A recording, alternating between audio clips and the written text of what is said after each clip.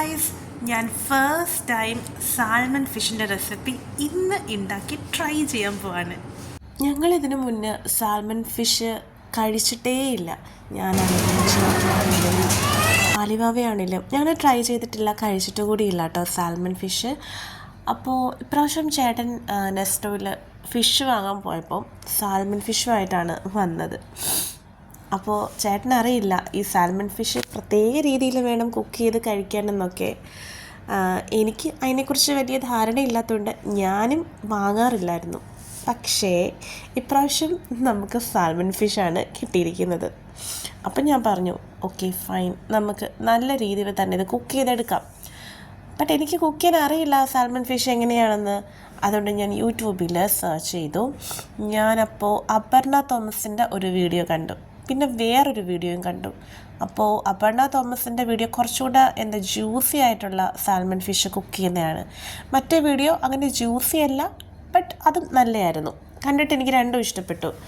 അങ്ങനെ ഞങ്ങൾ ഫൈനലി അപർണ തോമസിൻ്റെ വീഡിയോ തന്നെ സെലക്ട് ചെയ്തു. അപ്പോൾ അങ്ങനെ തന്നെ ഉണ്ടാക്കാൻ തീരുമാനിച്ചു. ബട്ട് അതുണ്ടാക്കാൻ വേണ്ടിയിട്ട് ഒരു സാധനം പോലും വീട്ടിലുണ്ടായിരുന്നില്ല.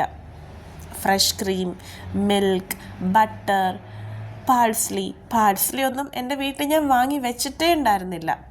അങ്ങനത്തെ പുതിയ എക്സ്പെരിമെൻറ്റ്സ് ഒന്നും ഞാൻ അങ്ങനെ ട്രൈ ചെയ്യുന്ന ഒരാളല്ല. എനിക്ക് എപ്പോഴും നാടനായിട്ടുള്ള ഡിഷസ് കുക്ക് ചെയ്ത് കഴിക്കുക, വേറെ പുതിയ എക്സ്പെരിമെൻറ്റ്സ് ഒന്നും ഞാൻ അങ്ങനെ ചെയ്യുന്ന ഒരാളല്ല.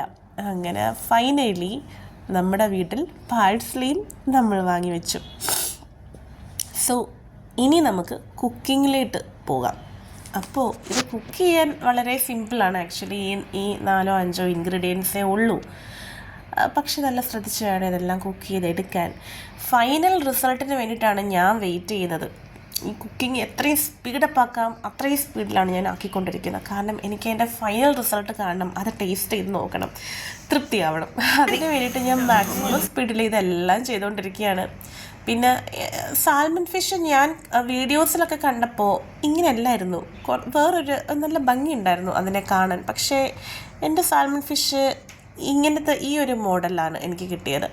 മേ ബി സാൽമൺ ഫിഷിന് പല വെറൈറ്റീസ് ഉണ്ടായിരുന്നിരിക്കണം, എനിക്കതിനെക്കുറിച്ച് അറിയില്ല. എനിവേ എനിക്ക് ആ റെസിപ്പി ഉണ്ടാക്കണം, ഞാൻ അതുകൊണ്ട് അത് ട്രൈ ചെയ്തു. ബസ്മതി റൈസ് കൂട്ടിയാണ് കേട്ടോ ഞാൻ ഇത് കഴിക്കുന്നത്. ഫൈനൽ റിസൾട്ട് നല്ലതായിരുന്നു.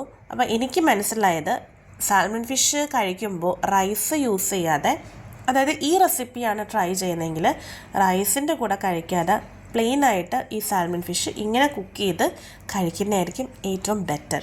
സോ അത്രയേ ഉള്ളൂ. Thank you.